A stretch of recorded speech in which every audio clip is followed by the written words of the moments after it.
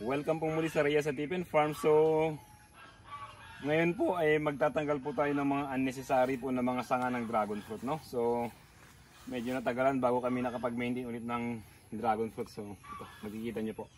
Pag may mga makikita po kayo mga ganito, ano, biglang lumalabas po siya na nasa baba pa, tatanggalin na po natin. So hindi na po ito, pag humaba lang din, useless din po, ano? So itong mga ito po, tatanggalin na rin po. Yan. Tapos dito, may mga na rin, no? Tapos may tama pa. Huwag nyo kakalimutan na mag-spray po tayo pagkatapos pong magtanggal ng ganito.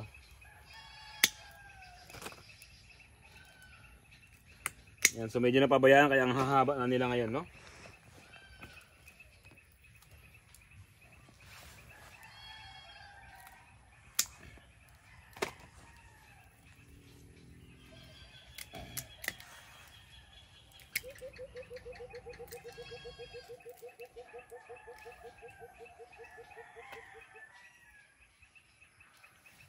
Okay. So iniikutan po ito. So nakikita kayong ganito, no? Hindi naman po kailangan itong mga to. Tanggalin na. Kasi sayang lang din po, ano?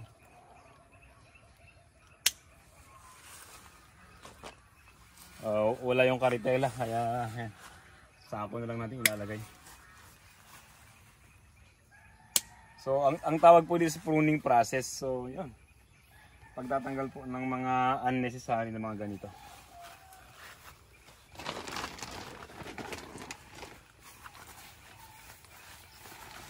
Yan, marami sa ilalim, no? Tatanggalin po lahat.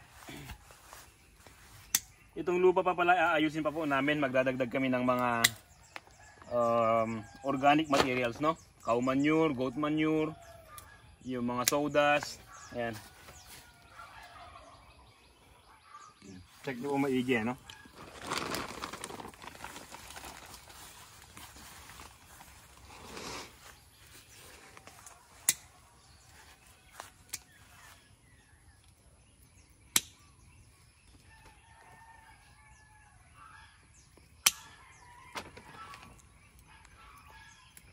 So ganda po ang itsura kapag pinabayaan ng farm, no?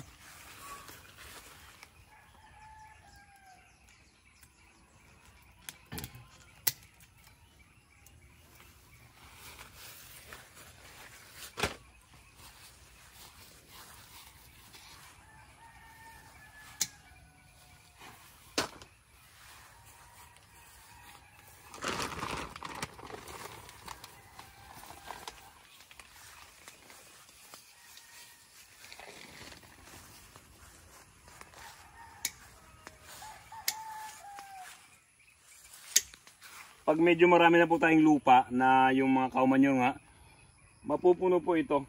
So pupunuin po. Hindi po namin tatanggalin itong mga lupang luma. So dinadagdagan lang po, ano?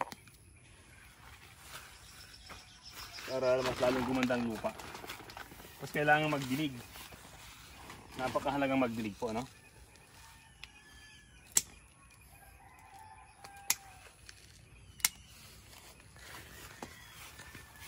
Ito po, tingnan nyo, napakahaba na.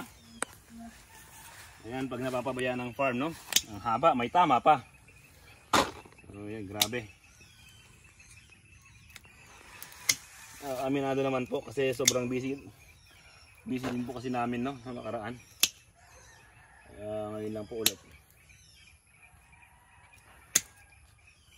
By the way, March nga po pala ngayon. First week, no?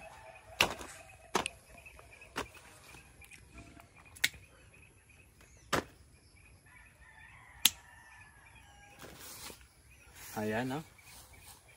So meron pa rito sa taas din.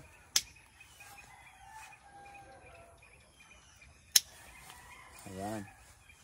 So yun, may mga tama yan. Pag nandito yung hagdan, lilinisan ko po yung tatanggalin po natin lahat po ng mga infected.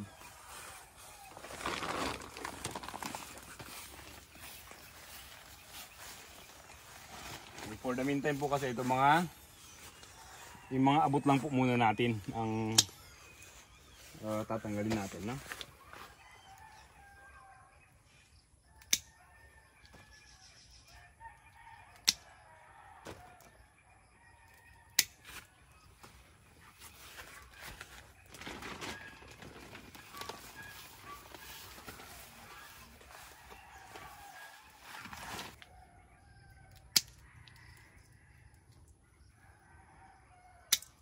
Yan, so marami po dito, no? Tatanggalin po natin lahat.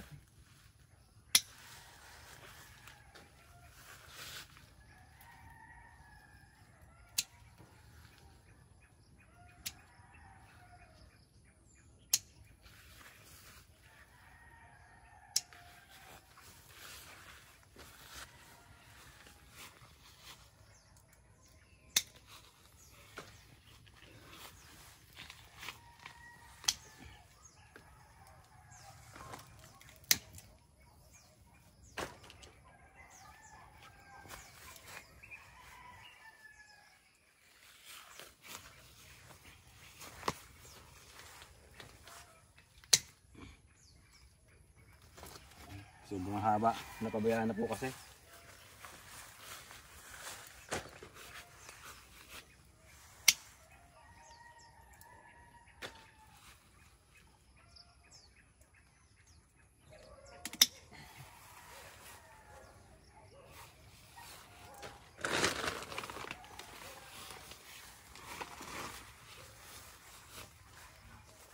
Ito po, yung mga kumbaga tumutubo sila sa, yung mga nasa taas mo na tumutubo, hayaan nyo lang po yan kasi okay lang naman po yan, bababa din. Pero yung mga nandito na, useless na pong pahabain. Kumbaga ito, humaba ito, wala na rin, puputol lang din. Hindi naman siya mamumunga. Or mamunga pero ang pangit ng location na niya. So tanggalin na po natin. Itong mga ganito po. Kumbaga nasa sa atin po na mag-design ng itong canopy po.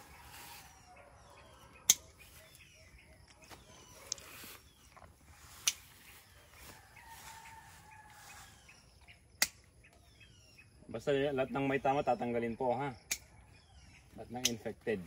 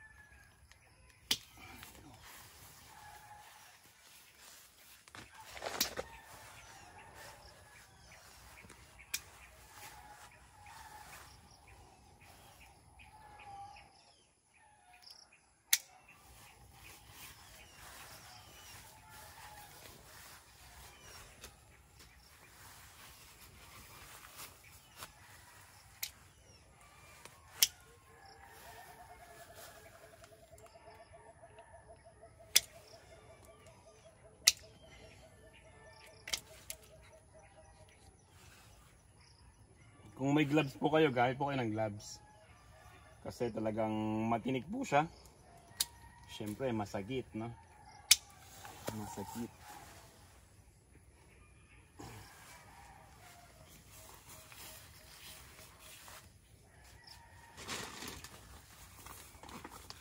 Ayan. So, ipagkita ko pa itong iba. Gaya po nito, at least para makita nyo lang po ano. Kung di ba kung makita nyo itong buong to, okay naman sa part na ito, pero pag yung mga nandito, tatanggalin na po natin para mabalance po ba. Ayan na. Tanggalin natin.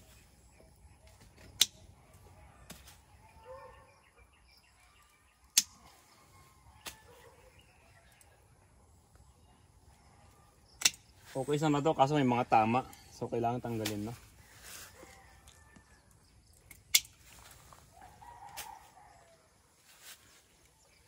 Nagkakaroon po ng mga ganito dahil sa pinapabayaan din po natin. So hindi natin napapasyalan yung farm.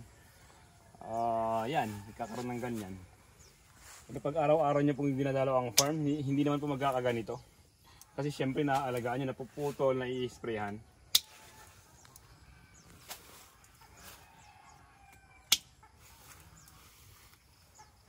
Ayan, so yun lamang siguro sa video na ito. At nakita nyo po yung mga ginagawa namin sa farm. Yung pagtatanggal po ng mga ganito, lahat po ng mga may infection, pinuputol po. Hindi po talaga ito magagamot. So wala naman po talagang gamot pa sa mga fungus, no? Nasa prevention lang tayo. Ganun. Para hindi na kumalat. Ayan, so okay na siguro, ano? So So thank you for watching and God bless po sa lahat, no? At sa mga may questions po, gusto yung topic na pag-usapan po natin, mag-message lang po kayo at sagutin po natin sa mga next videos po natin, no? So yun lamang po. Thank you and God bless.